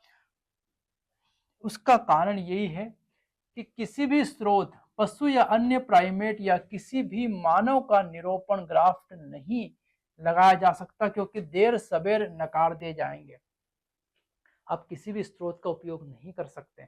क्यों नहीं कर सकते? क्योंकि ये अंग आपके शरीर के द्वारा नकार दिए जाएंगे। कोई जानवर, कोई प्राइमेट्स में बंदर, कपीन का भी नहीं ले सकते और कोई अन्य मनुष्य का भी नहीं ले सकते हैं। कोई भी निरोपण प्रत्यारोपण लेने से पहले ऊतक मिलान और रक्त मिलान अत्यावश्यक है, और पहले ऊतक का मिलान करना और फिर रक्त का मिलान भी आवश्यक है। इसके बाद ही रोगी को अपने शेष जीवन भर प्रतिरक्षा निरोधक इम्यूनोसेंट लेने पड़ते हैं। तो पहले अगर आपको प्रत्यारोपण करना है तो इस प्रत्यारोपण को रोकेगा कौन? T lymphocytes. तो टी लिम्फोसाइट्स को पहले सुलाना पड़ेगा, और सुलाने के लिए आपको क्या लेना पड़ेगा? इम्यूनोसप्रेसेंट लेने पड़ेंगे। क्या लेने पड़ेंगे? इम्यूनोसप्रेसेंट। और ये इम्यूनोसप्रेसेंट जो है ये जीवन भर लेना पड़ेंगे, ऐसा नहीं कि एक बार, जीवन भर इम्यूनोसप्रेसेंट लेने पड़ते हैं, नहीं तो कभी भी वो ऑर्गन को रिजेक्ट कर देगा। अगर ऑर्गन ट्रांसप्लांटेशन करना है, प्रत्यारोपण करना है, तो सबसे उपयुक्त दाता कौन होगा? तो सबसे उपयुक्त दाता आइडेंटिकल ट्विंस, जुड़वा बच्चे, फिर भाई बहन, फिर माता पिता या परिवार के सदस्य, फिर दूर के रिश्तेदार, और फिर उससे और दूर गए तो मनुष्य, और उससे दूर गए तो प्राइमेट्स पे भी जा सकते हैं या अन्य पशुओं पे जा सकते हैं। शरीर स्वयं और पर में भेद करने में सक्षम है और कोशिका माध्यित प्रतिरक्षा अनुक्रिया निरूपण को अस्वीकृत करने के लिए उत्तरदायी है। और कहीं भी ऑर्गन कोई ट्रांसप्लांट नहीं कर दे तो उसको अस्वीकृत कर देती है, उसको रिजेक्ट कर देती है। कौन? यही सेल मीडिएटेड इम्यूनिटी। ये बचाव है हमारे शरीर का, कोई भी कुछ गड़बड़ नहीं कर दो, आप किसी का भी अंग ला के कहीं यहाँ नहीं लगा दो। इसीलिए ये सेल मीडिएटेड इम्यूनिटी उसमें क्या करती है? कार्य करती है। अगला जो हमारा टॉपिक है, सक्रिय और निष्क्रिय प्रतिरक्षा। क्या है सक्रिय और क्या है निष्क्रिय प्रतिरक्षा, इनको समझने जा रहे हैं। सक्रिय प्रतिरक्षा पहले समझ रहे हैं। जब परपोषी प्रतिजनों एंटीजेंस का सामना करता है तो उसके शरीर में प्रतिरक्षी पैदा होते हैं। प्रतिजन जीवित या मृत रोगाणु या अन्य प्रोटीन्स के रूप में हो सकते हैं। इस प्रकार की प्रतिरक्षा सक्रिय प्रतिरक्षा, एक्टिव इम्यूनिटी कहलाती है। जब प्रतिजन्स या परपोषी या रोगाणु का पहली बार हमारे शरीर में प्रवेश होता है तो उसके लिए पहले क्या होती है? उसकी पहचान होती है, और फिर उसके खिलाफ प्रतिरक्षी एंटीबॉडीज का निर्माण होता है, और फिर उस प्रतिजन को मार दिया जाता है। वो प्रतिजन जीवित हो सकता है, मृत रोगाणु हो सकता है, या अन्य प्रोटीन्स भी हो सकते हैं। और ऐसी प्रतिरक्षा को क्या कहा जाता है? सक्रिय प्रतिरक्षा। सक्रिय प्रतिरक्षा धीमी होती है और अपनी पूरी प्रभावशाली अनुक्रिया प्रदर्शित करने में समय लेती है। धीमी होती है। क्यों धीमी रहेगी? क्योंकि पहली बार रोगाणु शरीर के अंदर आया है, पहचान करना, उसके खिलाफ लड़ने के लिए तैयारी करने में समय लगता है, धीमी होती है। प्रतिरक्षीकरण इम्यूनाइजेशन के दौरान जानबूझकर रोगाणुओं को टीका देना अथवा प्राकृतिक संक्रमण के दौरान संक्रमक जीवों का शरीर में पहुंचना सक्रिय प्रतिरक्षा को प्रेरित करता है। कोई रोगाणु अगर शरीर में जाता है तो सक्रिय प्रतिरक्षा को प्रेरित करता है, या फिर हम वैक्सीनेशन करते हैं, टीकाकरण करते हैं, तो भी सक्रिय प्रतिरक्षा को हम प्रेरित करते हैं, उत्तेजित करते हैं कि वो क्या बनाए? जल्दी से एंटीबॉडीज का निर्माण करे। दूसरी है हमारी निष्क्रिय प्रतिरक्षा। जब शरीर की रक्षा के लिए बने बनाए प्रतिरक्षी सीधे ही शरीर को दिए जाते हैं। यह निष्क्रिय प्रतिरक्षा कहलाती है, पैसिव इम्यूनिटी कहलाती है।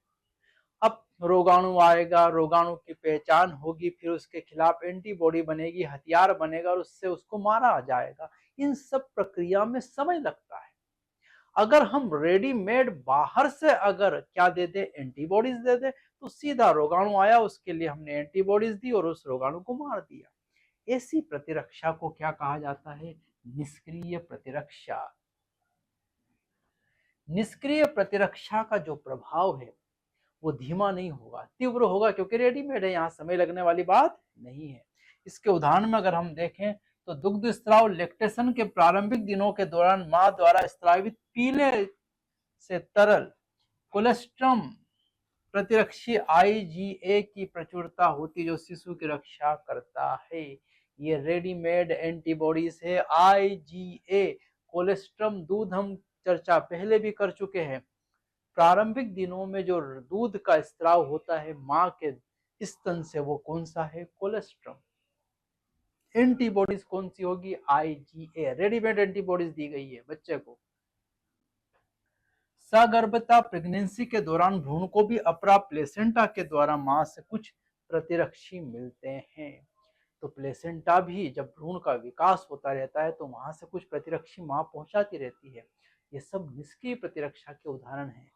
क्या हम जो दवाइयां खा रहे हैं, मेडिसिन खा रहे हैं, क्या ये सक्रिय है कि निष्क्रिय? ये भी निष्क्रिय प्रतिरक्षा के ही उदाहरण है। चलो अगला टॉपिक हम देख रहे हैं, टीकाकरण और प्रतिरक्षीकरण। टीकाकरण, वैक्सीनेशन, कोरोना की वैक्सीन बनाई हमने, वैक्सीनेशन। प्रतिरक्षीकरण या टीकाकरण का सिद्धांत प्रतिरक्षा तंत्र की स्मृति के गुण पर आधारित है। ये स्मृति गुण होता है टी लिम्फोसाइट्स के पास। और टीकाकरण मुख्य रूप से टी स्मृति कोशिकाओं पर ही आधारित है। यहाँ पर टीकाकरण में रोगजनक या निष्क्रिय या दुर्बलीकृत रोगजनक की प्रतिजनी एंटीजेनिक प्रोटीन्स को निर्मित शरीर में प्रवेश कराई जाती है। ध्यान रखना, हमारे शरीर में अगर सही वाला सक्रिय अगर प्रतिजन प्रवेश करता है तो उसके खिलाफ सक्रिय प्रतिरक्षा निर्मित होती है। इस प्रक्रिया में समय लगता, व्यक्ति बीमार हो जाता है। अगर हम चालाकी करें और टीकाकरण कर दें, क्या चालाकी कर रहे हैं टीकाकरण में? तो हम रोगजनक की कॉपी दिखा रहे हैं। रोगजनक या निष्क्रिय या दुर्बलीकृत रोगजनक की प्रतिजनी प्रोटीन हम शरीर में प्रवेश करा रहे हैं। यहाँ कोई असली रोगजनक नहीं आया, केवल उसका प्रोटीन आया है। और शरीर समझता है कि यह असली क्या है? रोगजनक है, एंटीजन से, और उसके खिलाफ शरीर क्या बना लेता है? एंटीबॉडीज बना लेता है।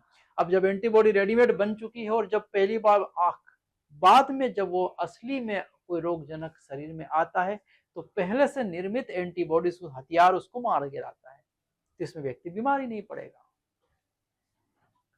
इन प्रतिजनों के विरुद्ध शरीर में उत्पन्न प्रतिरक्षियां वास्तविक संक्रमण के दौरान रोगजनी कारकों को निष्प्रभावी बना देती है।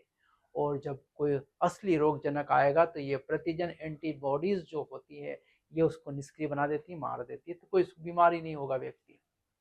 टीका स्मृति बी और टी कोशिकाओं भी बनाते हैं।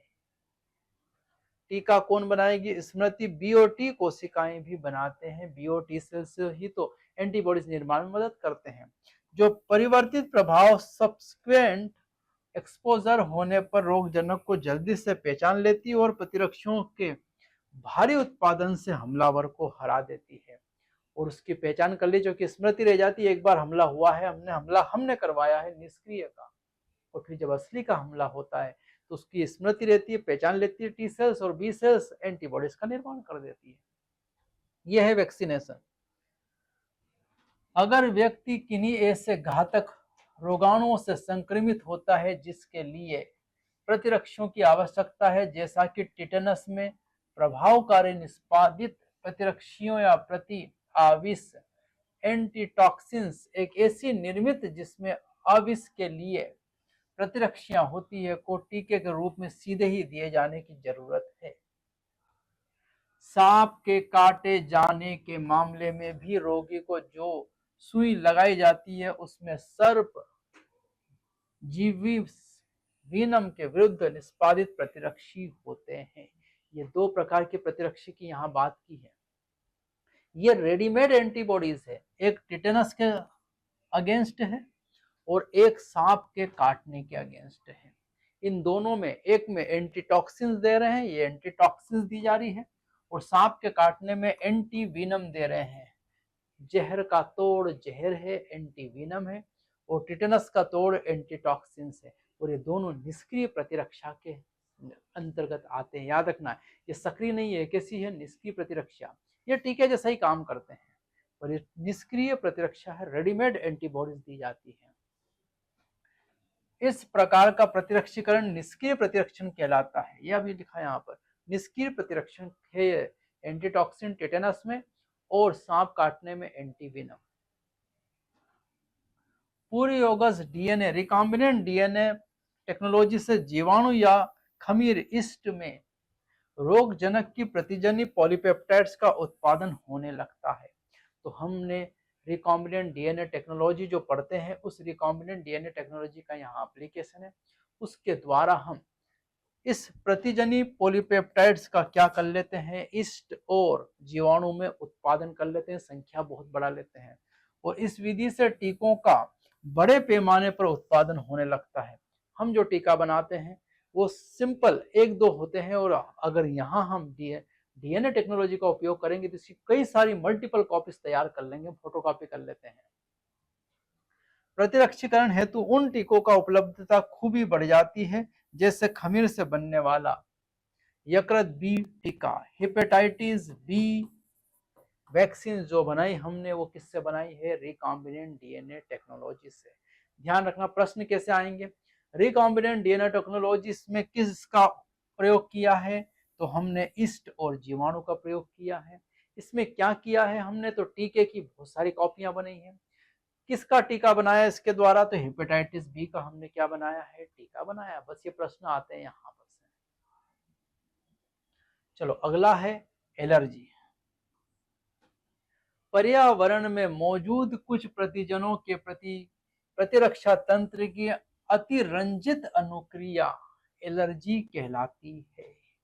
हाइपर सेंसिटिविटी मतलब आया है चोर और हमने समझ लिया आतंकवादी, तो हम उस पर ट्रीट करेंगे बिल्कुल आतंकवादी जैसा, लेकिन वो सामान्य चोर था, गली मोहल्ले का चोर था, और उस चोर को हमने आतंकवादी समझ लिया और उसके अगेंस्ट हमने आर्मी बुला ली, जबकि कोई छोटा मोटा पुलिस वाला है, हम ही उसको पकड़ सकते थे। ऐसी प्रक्रिया शरीर भी करता है कभी कभार। पर्यावरण में मौजूद प्रतिजनों के प्रति प्रतिरक्षा तंत्र की अतिरंजित अनुक्रिया हो जाती है, हाइपर सेंसिटिविटी हो जाती है, इसी को कहा है एलर्जी। और ये एलर्जी करने वाले पदार्थों को एलर्जेंस का ऐसे पदार्थ जिनके प्रति ऐसी प्रतिरक्षित अनुक्रिया होती है एलर्जेंस कहलाते हैं, और इनके प्रति बनने वाली एंटीबॉडी है आईजीई प्रकार की होती है।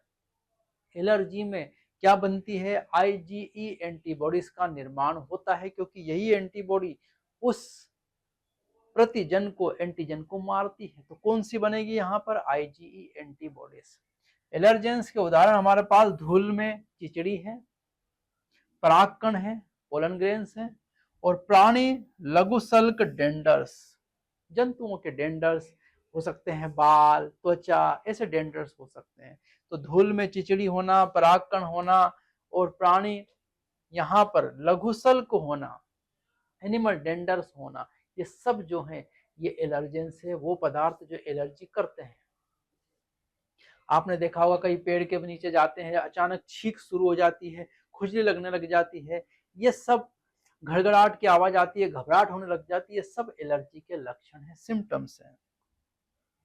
तो अब हम एलर्जी के लक्षण देखते हैं। एलर्जी अनुक्रियाओं के लक्षण में छींकना, बार बार छींक आएगी, पनीली आंखें, आंखों में पानी आ जाएगा, पानी बहने नहीं लगेगा, आंखों में पानी आ जाएगा, बहती नाक, नाक बहने लग जाएगी जैसे सर्दी हो गई है आपको, सांस लेने में कठिनाई शामिल है, श्वास लेने में भी कठिनाई होगी, आपको ऐसा दम घुटने लग जाएगा। ये सब लक्षण है किसके? एलर्जी के। एलर्जी मास्ट कोशिकाओं से हिस्टामिन, सेरोटोनिन जैसे रसायनों के निकलने से होती है। तो हम ऊतक चैप्टर में पढ़ चुके हैं मास्ट कोशिकाएं, और मास्ट कोशिकाएं जो एरियोलर कनेक्टिव टिश्यूज में थी वो हिस्टामाइन और सेरोटोनिन का क्या करती है? स्त्रावण, और यही एलर्जी के लक्षण को उत्पन्न करते हैं। एलर्जी का कारण जानने के लिए रोगी को संभावित एलर्जेनोस की बहुत ही थोड़ी सी मात्रा टीके द्वारा दी जाती है और प्रतिक्रिया का अध्ययन किया जाता है। तो डॉक्टर अध्ययन करता, चूंकि एलर्जी विभिन्न प्रकार की हो सकती है, दो चार नहीं, विभिन्न प्रकार की, इसलिए हर एक रोगी को जानने के लिए वहां पर एलर्जेंस की थोड़ी थोड़ी मात्रा सबकी देकर चेक किया जाता है। कम से कम 250 से 300 एलर्जेंस होते हैं, तो इतनों की मात्रा यहाँ चेक की जाती है। कभी कभार बहुत समस्याएं आती है। प्रतिहिस्टामाइन, एड्रेनलिन और स्टेरॉयड जैसी औषधियों के प्रयोग से एलर्जी के लक्षण जल्दी घट जाते हैं। एक छोटी सी टेबलेट सिट्राजिन खाओगे आपने, एंटीहिस्टामाइन, एड्रेनलिन और स्टेरॉयड, इन तीनों का प्रयोग करते हैं उसमें, और उस टेबलेट को जब इन तीनों का सेवन करते हैं तो ये एलर्जी की प्रक्रियाएं धीमी हो जाती है। लेकिन आधुनिक जीवन शैली के फलस्वरूप लोगों में प्रतिरक्षा घटी है और एलर्जनों के प्रति संवेदनशीलता बढ़ी है। मतलब एलर्जेंस लगातार बढ़ते जा रहे हैं, क्योंकि हमारी प्रतिरक्षा तंत्र जो है वो कमजोर पड़ता जा रहा है हमारे पास।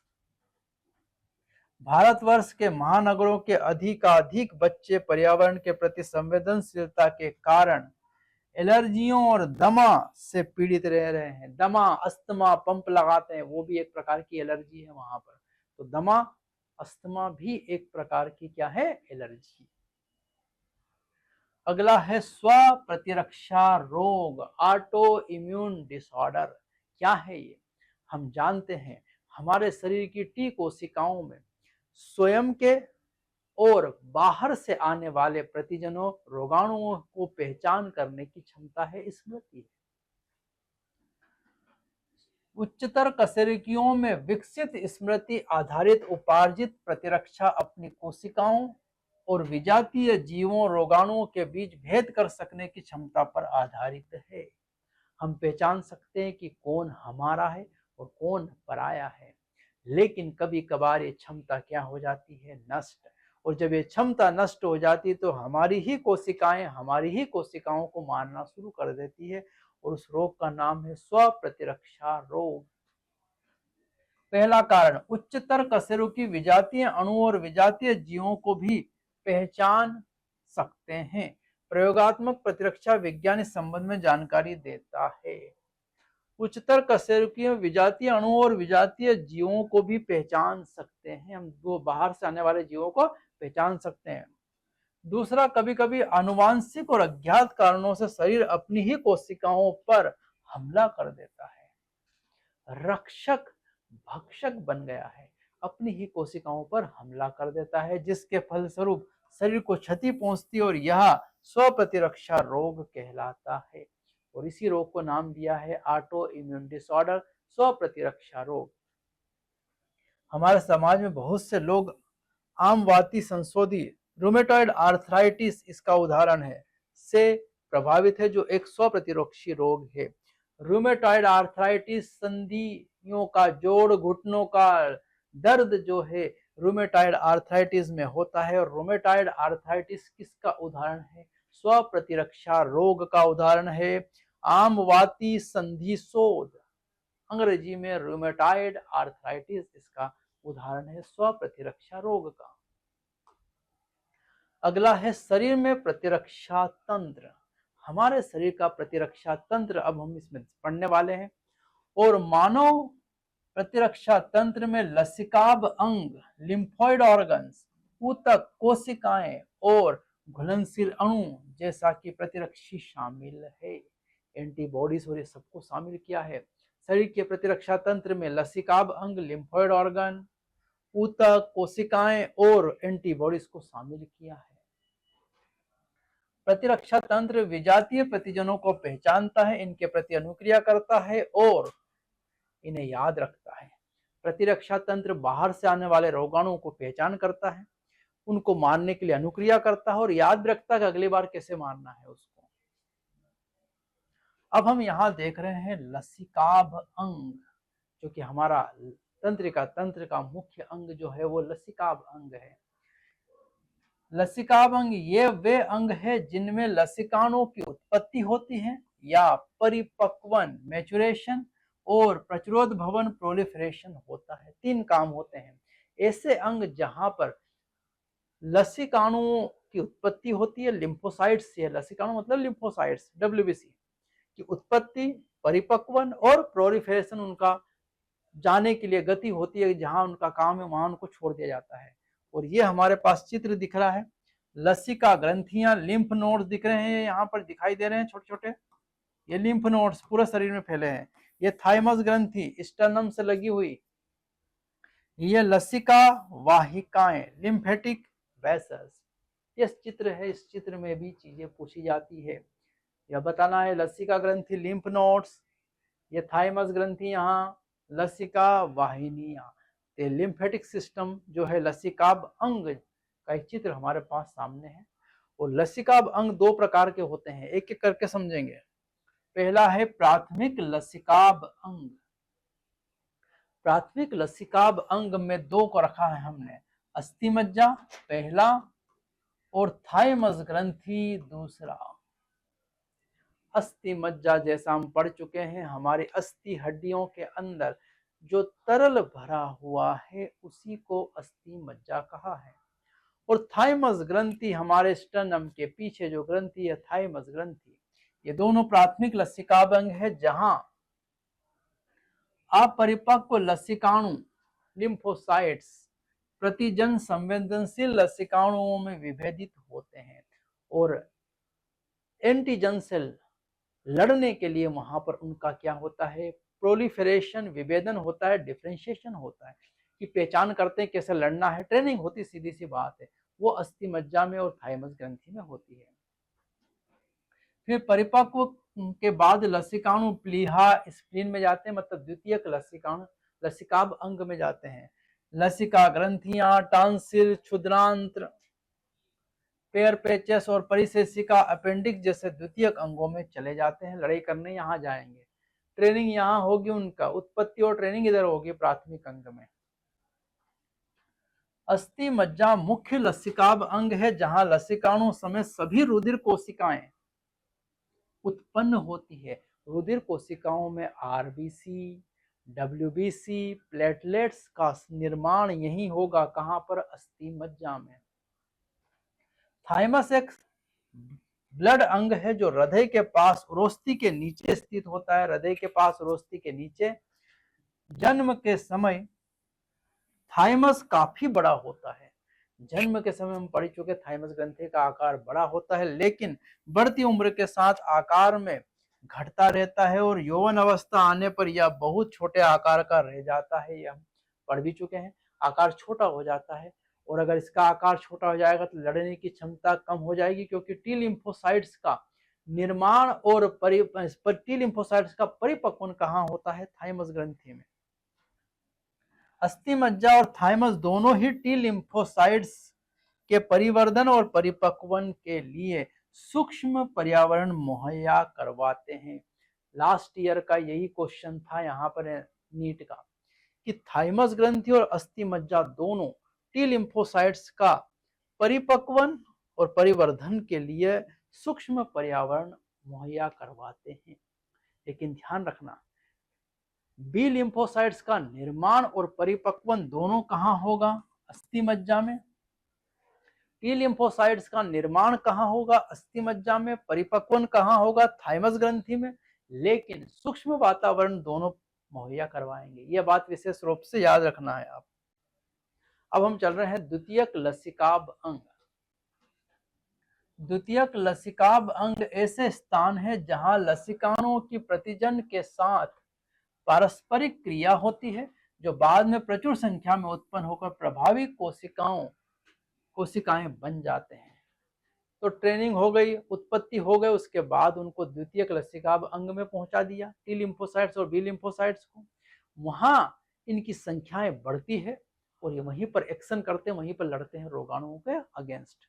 इनमें द्वितीयक में हमारे पास प्लीहा है पहला, सेम के बीच के आकार का बड़ा अंग है, सेम के बीच के आकार का बड़ा अंग है, आमाशय के जस्ट नीचे होता है प्लीहा, स्प्लीन। इसमें मुख्य रूप से लसिकाणु लिम्फोसाइट और भक्षाणु मैक्रोफेजेस होते हैं। दो होते हैं इसके पास मुख्य रूप से, पहला लसिकाणु और दूसरा भक्षाणु।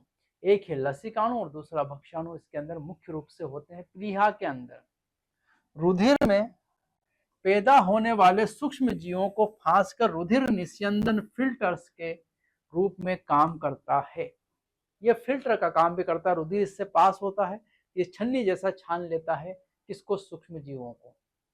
और आरबीसी कणिकाओं का बड़ा भंडार होता है, आरबीसी का स्टोरेज भी है और आरबीसी का कब्रिस्तान भी कहा है किसको, प्लीहा को, क्योंकि आरबीसी का जीवन काल छोटा है 120 दिन का और मरने के बाद में उनको दफन किया जाता है प्लीहा में।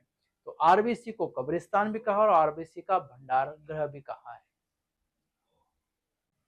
अगला है दूसरा हमारे पास लसिका ग्रंथियां छोटी और ठोस आकार की, छोटी और ठोस और गोलाकार है ये, जो लसिका तंत्र पर भिन्न भिन्न स्थलों पर स्थित होती है। तो जो चित्र हमने देखा था उसमें जो छोटी छोटी सी नोब जैसी गांठ जैसी है वो सब लसिका ग्रंथियां हैं, ठोस है। जो सूक्ष्म जीव या दूसरे प्रतिजन लसिका और ऊतक तरल में आ जाते हैं, लसिका ग्रंथियां उन्हें फांस लेती है, ऊतक तरल में आ जाते हैं, द्रव में आ जाते हैं, उनको फांस कर उनको नष्ट कर देती, मार देती है। लसिका ग्रंथियों में फंसे प्रतिजन वहां मौजूद लसिकाओं के सक्रिय और प्रतिरक्षा अनुक्रिया के लिए उत्तरदायी है और वहां उपस्थित जो लिम्फोसाइट से लसिकाणु है उनको मार देते हैं। प्रमुख पथों श्वसन, पाचन और जनन पथ के स्तरों लाइनिंग के भीतर लसिकाभ ऊतक स्थित होते हैं, जो श्लेष्म आबद्ध लसिका ऊतक, इनको कहा जाता है MALT, malt. Mucosa associated lymphoid tissue कहलाते हैं माल्ट। ये 3 जगहों पर स्थित होते हैं।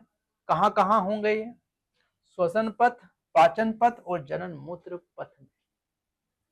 माल्ट जो है हम या मानव शरीर के लसिकाभ ऊतक का लगभग 50% होता है। कितना प्रतिशत है, 50%। तो सर्वाधिक अगर हम देखें तो माल्ट है, म्यूकोसा एसोसिएटेड लिम्फोइड टिश्यू हमारे शरीर में। कहाँ होंगे ये द्वितीयक में, ये 3 जगह होंगे, श्वसन, पाचन और जनन मूत्र पथ। ये वो जगहें हैं, वो पाइप हैं जो शरीर से बाहर खुलती है और यहाँ रोगाणुओं के आने का खतरा ज्यादा है। जैसे हम जानते हैं कि हमारे देश की सर्वाधिक आर्मी कहाँ लगी है, तो पाकिस्तान बॉर्डर पर, क्योंकि पाकिस्तान से आतंकवादी बहुत आते हैं। वैसे ही हमारे शरीर में आतंकवादी आएंगे श्वसन मार्ग, पाचन मार्ग और जनन मूत्र पाथ, इन 3 माध्यम से आएंगे।